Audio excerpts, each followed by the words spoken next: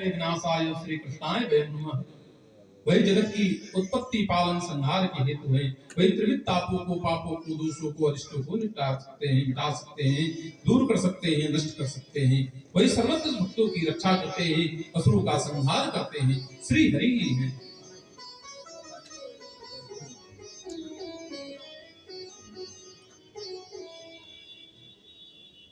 षंड अमरक ने हिरण्यकश्यप को यह सूचना दी कि आपके पुत्र को मैंने पढ़ाने का, आसुरी विद्या सिखाने का, तामसिक विधा में पारंगत करने के लिए अनेक उपक्रम किए, लेकिन यह तो आपके द्रोही का नाम लेता है। यहाँ तक कि अन्य साथियों को भी यही बताता है। हिरण्यकश्यप ने कहा कि सुधर जाओ, अन्यथा तुम्हें दंड मिलेगा। बहुत दंड हो रहे हो, हर कोई मेरी सत्ता को स्वीकार कर रहा है, तुम मेरी सत्ता को नकार रहे हो। हर कोई मुझे सर्वेश्वर मान रहा है, परमेश्वर मान रहा है, तो तुम मुझे नकार रहे हो। प्रहलाद जी ने कहा, पिताश्री आपको भी जगत पिता की शरणागति करनी चाहिए, उनको मानना चाहिए। हिरण्यकश्यप ने कहा, नहीं, मैं ही सर्वेश्वर हूं, मैं सर्वशक्तिमान हूं, मैं सबको जिसको चाहूं मार सकता हूं, कोई मुझे नहीं मार सकता।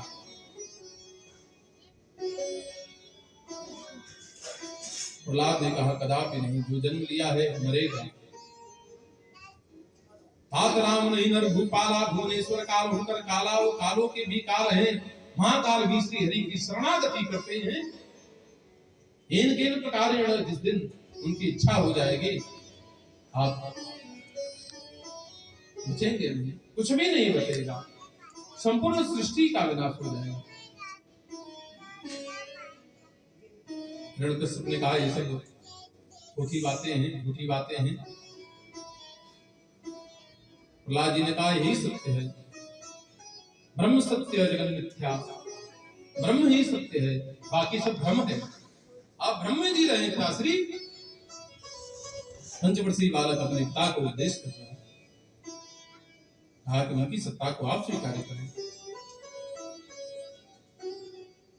अनेक प्रकार के भेद दिखलाए हिरण्यकश्यप ने, प्रहलाद के ऊपर कोई असर नहीं हुआ। अंततोगत्वा निर्णय लिया कि भयभीत करने से हमारा बालक नहीं डर रहा है, और इसके कारण अनेक लोग विरोध कर रहे हैं, हमारी सत्ता को मन ही मन नकार रहे हैं। मेरे असुर कुल में यह कुल कलंकी उत्पन्न हो गया है, इसका ही वध कर देना उचित होगा। प्रहलाद को मारने का विचार बना लिया और कहा, प्रहलाद अभी तुम हमारी सत्ता को स्वीकार कर लो। प्रहलाद जी ने कहा, कदापि नहीं। प्रहलाद को मारने के उद्देश्य से जंगल में फेंकवाया। श्री हरि ने जंगल से उठाया, प्रहलाद को लाके उनके पृष्ठ में विराजमान कर दिया। अगले दिवस हिरण्यकश्यप ने देखा कि प्रहलाद अपने शैया पे सो रहे हैं। जल में फेंकवाया, क्षीर सागर में रहने वाले श्री हरि ने अपने गोद में उठाया, लाके उसकी शैया पे पहुंचाया। अनेक पशुओं के सम्मुख डाला परमात्मा ने, पशुपति का ध्यान किया, पशुपति शिव ने रक्षा की।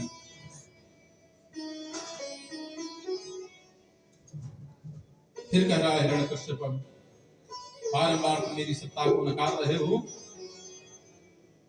मेरी बात को मान नहीं रहे हो। अब भी मैं कह रहा हूं, सुधर जाओ, अन्यथा तुम्हें मृत्यु दंड मिलेगा। प्रहलाद ने कहा, पिताश्री बारंबार अपने प्रयास किया है, असफल रहे हैं। अपने मंत्रियों से, साथियों से मंत्रणा किया कैसे मारा जाए। विचार किया, एक कोठरी में बंद कर दिया जाए, उसमें सर्प छोड़ दिए जाए, भोजन पानी न दिया जाए, भूख प्यास से मर जाएगा या सर्पदंश से मर जाएगा। एक कोठरी में प्रहलाद को बंद कर दिया, उसमें जीवित सांप, विषधर सर्प छोड़ दिए गए। शेष सैया पे विराजमान श्री हरि का ध्यान कर रहे हैं प्रहलाद जी। शेष ने महेश को याद किया। महेश ने अपने गले में विद्यमान समस्त विषधरों को आदेश दिया कि जो विषधर हमारे सेवक, हमारे प्रभु के उपासक प्रहलाद के सन्निकट जा रहे हैं, उसकी रक्षा के लिए तत्पर हूँ, रक्षण करने वाले हूँ, भक्षण करने वाले हूँ। मक्खी मच्छर अनेक जीव जंतु प्रहलाद को व्यथित कर रहे थे। सर्पों ने उन जीव जंतुओं का भक्षण किया और प्रहलाद की रक्षा की, उनके समीप सैया विद्यमान की, छाया विद्यमान की। भगवती अन्नपूर्णा स्वयं 56 भोग लेके श्री हरि के इच्छा अनुसार वहां विद्यमान हुई। अगले दिवस में सोचा कि अब हमारा द्रोही मर गया होगा, विचार करके हिरण्यकश्यप प्रहलाद जी के उस स्थान पे आया जहां इनको बंदी बना रखा था, काल कोठरी में छोड़ दिया गया था, सर्पों को छोड़ दिया गया था। वहां जाके देखा तो 56 भोग की थाली पड़ी हुई है।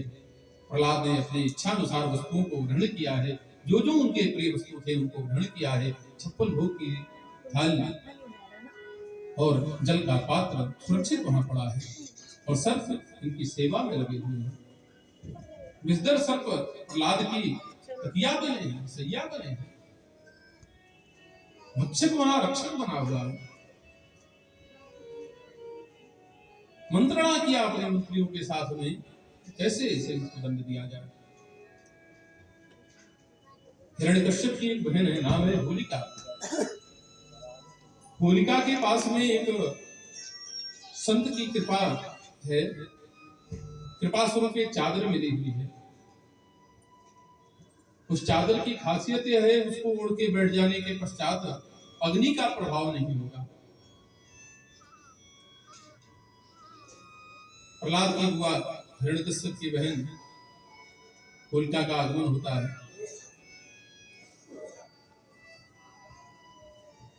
पौष का महीना, शुक्ल पक्ष, पूर्णिमा तिथि, सूर्यास्त काल, लकड़ियों का ढेर एकत्रित कर दिया जाता है।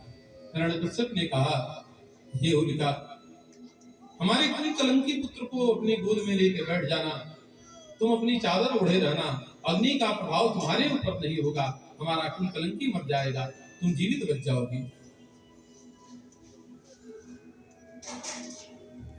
लकड़ियों के ढेर पे होलिका बैठी, गोद में प्रहलाद को बैठा लिया, स्वयं चादर ओढ़े हुए हैं और प्रहलाद चिंतन कर रहे हैं परमात्मा का। श्री कृष्ण गोविंद हरे मुरारे, हे नाथ नारायण वासुदेव। हे कृष्ण गोविंद हरे मुरारे, हे नाथ नारायण वासुदेव। श्री कृष्ण गोविंद हरे मुरारे, हे नाथ नारायण वासुदेव। हे कृष्ण गोविंद हरे मुरारे, हे नाथ नारायण वासुदेव। हे नाथ नारायण वासुदेव, हे नाथ नारायण वासुदेव, हे नाथ नारायण वासुदेव। श्री कृष्ण गोविंद हरे मुरारे, हे नाथ नारायण वासुदेव। लकड़ियों के ढेर में आग लगा दी गई और उस समय भी चले मरुत 49। एक बार लंका में चले थे, जब असुरों ने हनुमान जी के पूंछ में आग लगाया था, तब लंका में चले मरुत 49 और हनुमान जी पूरी लंका को प्रसादी बांट दिए थे। ले भैया, जिस जिस घर से राहन नगर वसन भृत तेला, तेल घी कपड़े का जहां जहां से चंदा आया है, सबको प्रसादी में आगे दे दिया जाए। और यहाँ पर भी चले मरुत 49, जोरदार वायु चली और जिस चादर को होलिका ने ओढ़ रखा था वह चादर उड़ी और प्रहलाद जी को समेट लिया। प्रहलाद जी चादर की छत्र छाया में और होलिका मैया जय जय सीताराम हो गई। भक्तों ने, देवताओं ने खूब आनंद किया कि भक्त बच गया और भक्त का भक्षण करने के उद्देश्य से जो होलिका आई वह जल गई। उसी पवित्र राग को सबने सिर पे धारण किया। अगले दिवस पे खूब आनंद किया और होली को उत्सव मनाया, होली का उत्सव मनाया। जो भी प्रहलाद के संगी साथी थे, जिनके अंदर दैवीय गुण विद्यमान थे, सबने उस राह को उठाया, कुंभ एक दूसरे के ऊपर फेंका कि उनका बुआ जल गई और तुम बच गए। हिरण्यकश्यप बहुत क्रोधित हो गया, बारंबार हम ऊपर कर्म करते हैं, न जाने कैसे बच जाता है। कोई यंत्र विद्या, मंत्र विद्या, तंत्र विद्या कुछ तो जानता होगा। वह अपने साथियों से, गुरुओं के साथ में, मंत्रियों के साथ में, विद्वज्जनों के साथ में, अनेक असुरों के साथ में मंत्रणा की, कैसे इसका मैं वध करूं।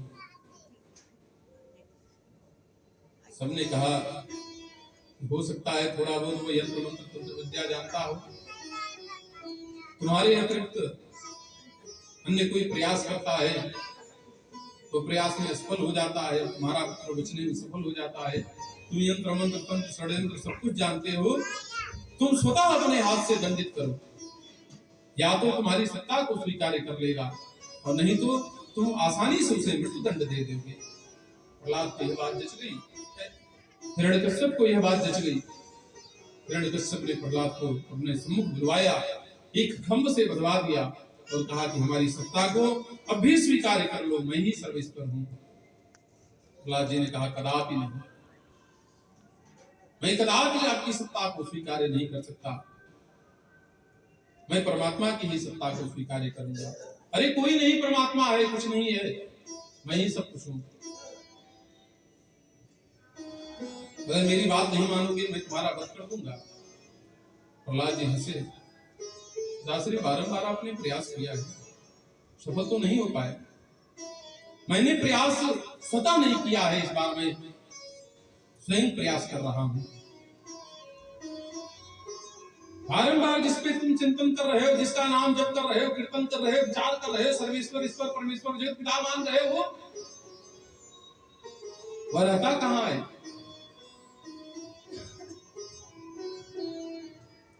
प्रहलाद जी ने कहा हम में, तुम में, खड्ग खम में, सब में बसा है राम।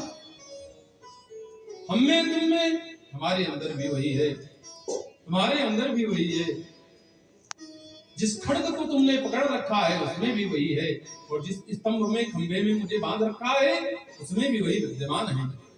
हरि व्यापक सर्वत्र समान। दिखता क्यों नहीं है? कायर है क्या? डरपोक है?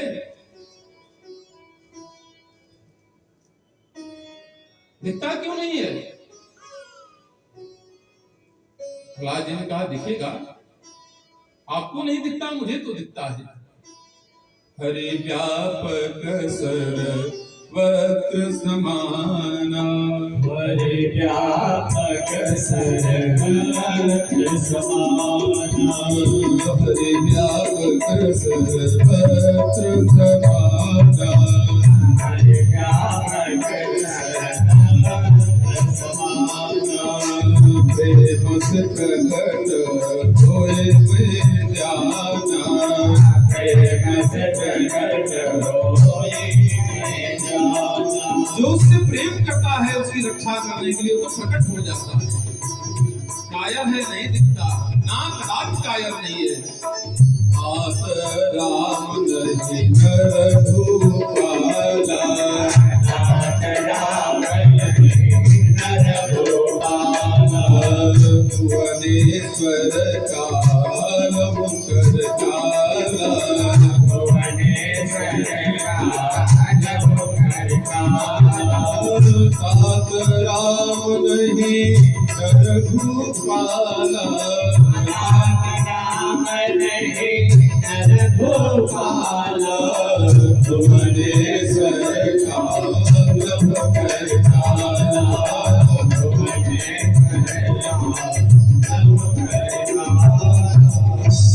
डरपोक नहीं हो तो कालों का भी काल है, साक्षात महाकाल उसकी उपासना करते हैं। हरि व्यापक सर्वत्र समाना, प्रेम से प्रकट होए में जाना। अपने प्रेमियों के लिए, अपने भक्तों के लिए, अपने आराधना उपासना करने वाले व्यक्तियों के लिए कभी भी प्रकट हो जाता है।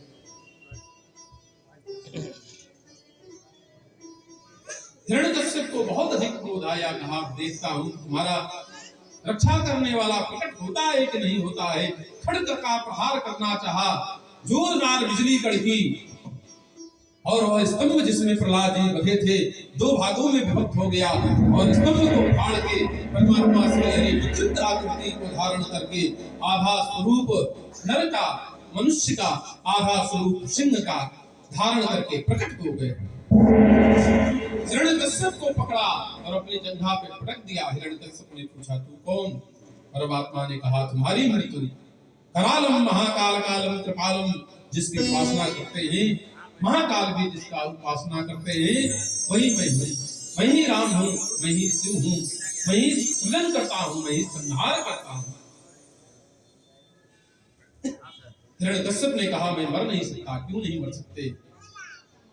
मैं किसी अस्त्र शस्त्र से नहीं मर सकता। नरसिंह भगवान ने कहा तुम्हें मारने के लिए अस्त्र शस्त्र की आवश्यकता नहीं, ये हमारे जो नख है वही बहुत है। मैं न घर में मर सकता न बाहर मर सकता। इस समय न घर में हो न बाहर हो, घर बाहर के मध्य स्थान दिल्ली पे हो। मैं न दिन में मर सकता न रात्रि में मर सकता। यह न दिन है न रात्रि है, संध्या काल है, संधि बेला है। मैं 12 महीनों में नहीं मर सकता। परमात्मा ने कहा मैंने तुम्हारे लिए एक नूतन मास का निर्माण कर दिया है, पुरुषोत्तम मास का, मलमास का निर्माण कर दिया है। मैं ब्रह्मा के द्वारा निर्मित किसी भी जीवधारी से मर नहीं सकता। श्री हरि ने कहा ब्रह्मा का निर्माण मैंने किया है, ब्रह्मा ने मेरा सृजन नहीं किया है, मैंने ब्रह्मा को प्रकट किया है। मैं पंच तत्वों से बनी किसी वस्तु से नहीं मर सकता। परमात्मा ने कहा मैं पंच तत्वों से परे हूँ, पंच तत्वों का निर्माण मैंने किया है, पंच तत्वों ने मेरा निर्माण नहीं किया है। जितनी भी मरने की अवस्थाएं व्यवस्थाएं मांगी थी हिरण्यकश्यप ने, परमात्मा ने सबका खंडन किया। उसके हृदय में अपने तीक्ष्ण नाखून गड़ा दिए, 2 भागों में उसको विभक्त कर दिया, उसकी हथड़ियां निकाल ली, उसके रक्त का पान करने लगे। परमात्मा का बड़ा ही रौद्र स्वरूप दर्शनीय हुआ। बोलो नरसिंह भगवान की जय। सबको बड़ी चिंता हुई कि परमात्मा का रौद्र रूप शांत होना चाहिए। किसको भेजा जाए? लक्ष्मी जी को सम्मुख किया गया। नरसिंह रूपधारी श्री हरि ने गर्जना की, लक्ष्मी मैया भयभीत होकर बाहर आ गई। शिव जी को भेजा गया, शिव जी भी भयभीत हो गए। पुनः देवताओं ने याचना की कि आप चाहे तो प्रभु का क्रोध नियंत्रित कर सकते हैं। भागवत जी में नहीं, अन्य ग्रंथों में आता है कि भगवान शिव ने उस समय एक स्वरूप का सृजन किया, सर्वेश्वर बने, एक पक्षी का रूप धारण किया, पक्षी राज बने, विचित्र आकृति वाले पक्षी का स्वरूप धारण किया। और ये दोनों महायोद्धा हरि और हर एक दूसरे से युद्ध करने लगे। देवताओं को और चिंता होगी, यहाँ तो महासंग्राम छिड़ गया। एक प्रलयकारी शक्ति उत्पन्न हुई थी रोकने के लिए, एक और विध्वंसक शक्ति उत्पन्न हो गई। दोनों महाशक्तियों को रोकने के लिए सबने शक्ति की उपासना की, देवी की उपासना की। तो देवी बगलामुखी का भगवती प्रत्यंगिरा के रूप में प्रकट होता है। और प्रत्यंगिरा मैया ने दोनों को अपने हाथों से पकड़ा, उनको पराजित किया और प्रत्यंगिरा की शक्ति की शरणागति हरि और हर दोनों ने की। ये तीनों महाशक्तियों की उपासना यंत्र मंत्र तंत्र साधना में शत्रु विजय एवं विविध स्थानों पे विजय प्राप्ति के निमित्त की जाती है। यहाँ भागवत जी के अनुसार नरसिंह भगवान के सम्मुख प्रहलाद को भेजा गया, और जब प्रहलाद गए भगवान श्री हरि का क्रोध शांत होता है। जैसे कोई गौ माता होती है अपने बछड़े को चाटती है, वैसे ही नरसिंह भगवान प्रहलाद को चाटने लगे और जार जार करके प्रहलाद रो रहे हैं। अंततः प्रहलाद से श्री हरि ने पूछा जो मांगना चाहते हो मांग लो। प्रहलाद जी ने कहा कुछ नहीं चाहिए सरकार, इतनी कृपा की तो ये कृपा करना, भले ही आपकी सत्ता को नकारते थे लेकिन मेरे पिता मेरे जन्मदाता थे, पुत्र का यह धर्म है पिता की सद्गति के लिए परमात्मा से प्रार्थना करें हमारे पिता को सद्गति की प्राप्ति हो। श्री हरि ने कहा भक्त अपने साथ साथ पूर्व की 10 पीढ़ियां, 10 पूर्वान 10 परान और आने वाली 10 पीढ़ियों के साथ आत्मोद्धार करता है। इसलिए पहले की 21 पीढ़ियों को तारने वाले हो और आने वाली 21 पीढ़ियां भी तुम्हारे पुण्य प्रताप से तर जाएंगी। पूर्व की 10 पीढ़ियां, आने वाली 10 पीढ़ियां तुमको मिला के